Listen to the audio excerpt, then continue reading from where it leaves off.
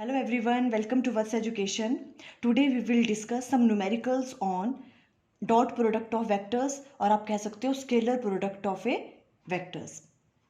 हमने अपने लास्ट वाली वीडियो में अच्छे से अंडरस्टैंड किया था डॉट प्रोडक्ट क्या होता है दो वेक्टर्स के बीच में, उसे हम क्या कहते हैं, scalar product of two vectors. आज उससे रिलेटेड कुछ न्यूमेरिकल प्रॉब्लम्स कर लेंगे तो आपको ज़्यादा क्लियर हो जाएगा। देखो फर्स्ट न्यूमेरिकल है, एग्जाम्स में इस तरह के क्वेश्चंस आ सकते हैं आपको। A constant force, this one newton, produces a displacement of this one metre, what is the work done. आपको क्या क्या गिवन है देखो। अब आपको पता है कभी कभी तो वो कह देंगे कि डॉट प्रोडक्ट फाइंड आउट करो, स्केलर प्रोडक्ट फाइंड आउट करो। अब इस वाले क्वेश्चन में उन्होंने सिंपली क्या कहा है, फोर्स की वैल्यू गिवन है और डिस्प्लेसमेंट की वैल्यू गिवन है आपको, और आपको वर्क डन फाइंड आउट करना है। तो देखो आपको पता होना चाहिए कि जो वर्क है वो क्या है, एक स्केलर क्वांटिटी है, और वर्क की वैल्यू किसके बराबर होती है, एफ डॉट एस के बराबर।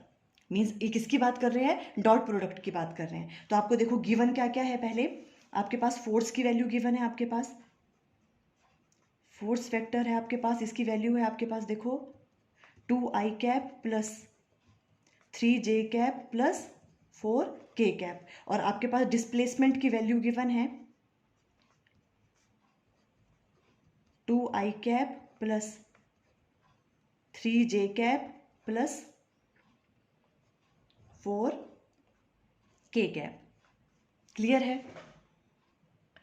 अब हमें वर्क डन फाइंड आउट करना है। तो देखो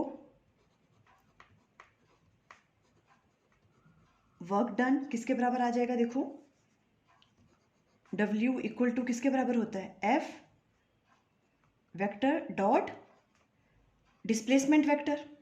ठीक है, तो इसकी वैल्यू क्या आएगी देखो, W equal to 2i cap plus 3j cap plus 4k cap. दोनों की वैल्यू सेम ही दी है इस वाले क्वेश्चन में, plus 3j cap plus 4k cap.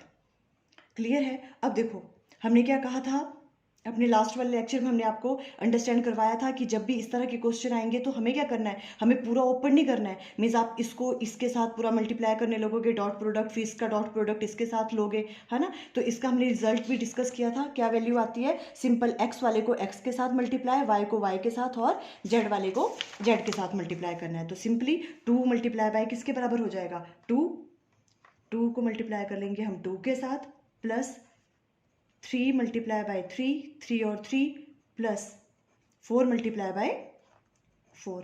तो जो आपके पास आंसर आ जाएगा 2 2 ज़ा 4 प्लस 3 3 ज़ा 9 प्लस 4 4 ज़ा 16। ठीक है, और ये आपके पास कैलकुलेट करके आ गया आपके पास कितना, यहाँ पे 29 जूल।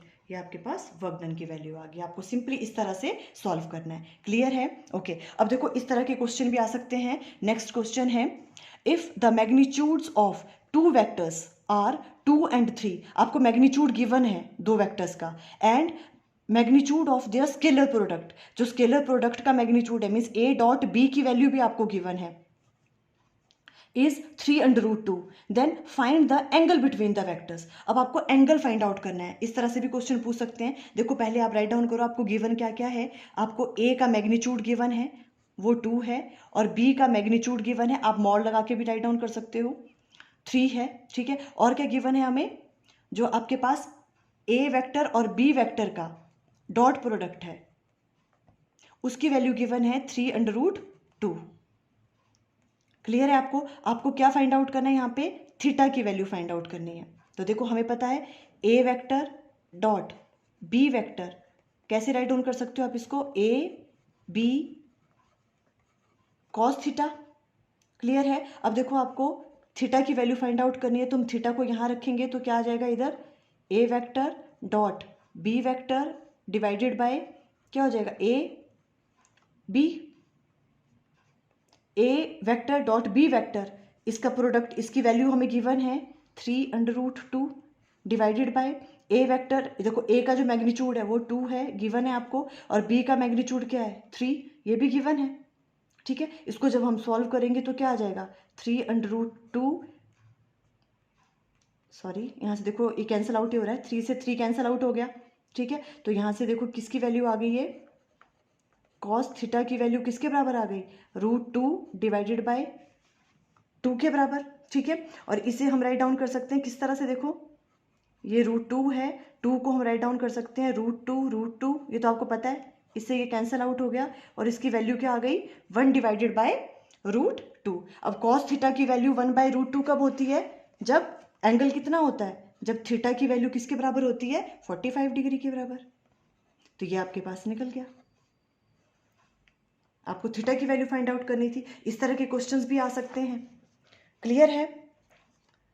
ओके, आई थिंक आपको क्लियर हो गया। Okay, thank you.